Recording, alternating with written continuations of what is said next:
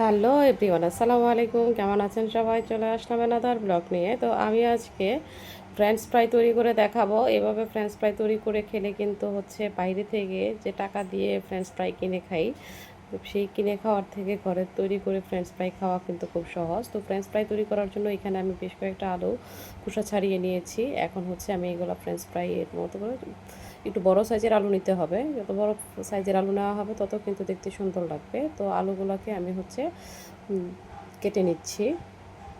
দেখতেই পাচ্ছেন আমি এরকম শেপ দিয়ে আলুগুলোকে কেটে নেব।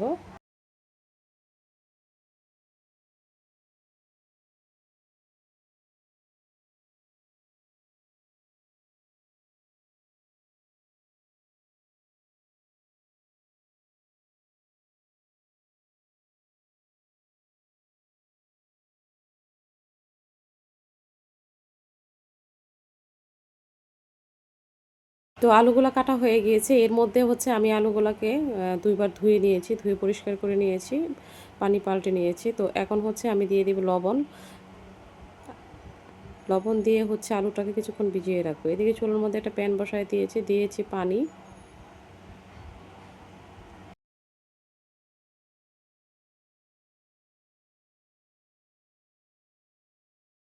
আর এখন দিয়ে দেব পানির মধ্যে 1 টেবিল চামচ হলুদ গুঁড়ো,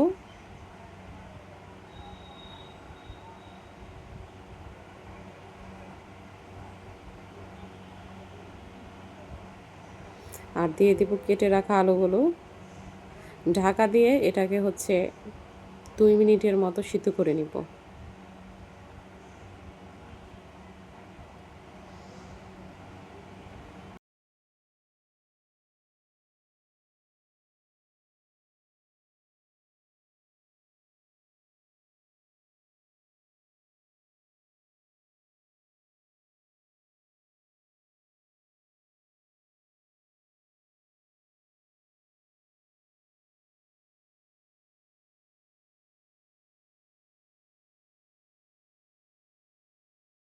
হাফ সিদ্ধ করতে হবে, ফুল সিদ্ধ করলে কিন্তু আলুগুলো ভেঙে যাবে। তো হাফ সিদ্ধ করে নিয়ে পানি ছাড়িয়ে নিয়েছি। এখন একটা টিস্যু পেপারের মধ্যে রেখে এগুলোর থেকে পানি ছাড়িয়ে নিতে হবে। উল্টে পাল্টে আমি আলুগুলোর মধ্যে থেকে পানি ছাড়িয়ে নিয়েছি। এখন এগুলোকে উঠায় নিব আলুগুলো।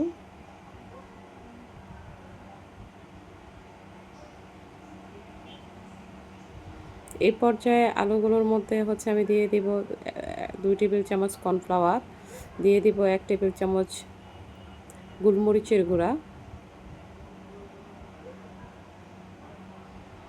এখন চুলার মধ্যে আরেকটা প্যান বসায় দিয়েছি। এখন ফ্রেঞ্চ ফ্রাইগুলোকে ভেজে নিব।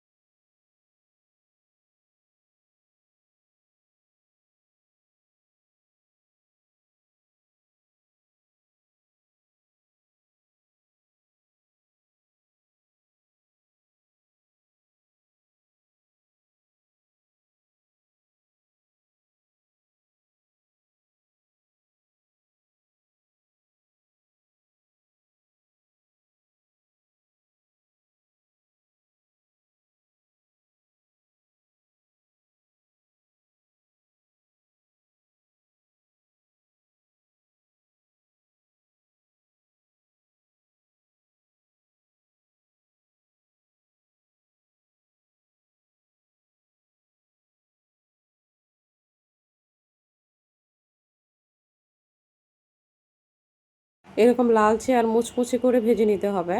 তো দেখতেই পাচ্ছেন, বাকিগুলো আমি সেম প্রসেসিংয়ে ভেজে নিব।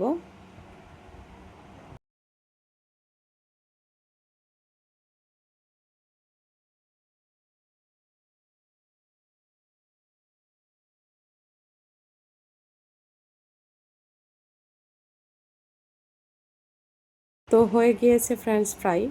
এই ফ্রেঞ্চ ফ্রাইগুলো কিন্তু খুবই মজার হয় খেতে। খুব সহজেই কিন্তু এই ফ্রেঞ্চ ফ্রাই তৈরি করা যায়। সস দিয়ে খেতে কিন্তু দারুণ লাগে এই ফ্রেঞ্চ ফ্রাই।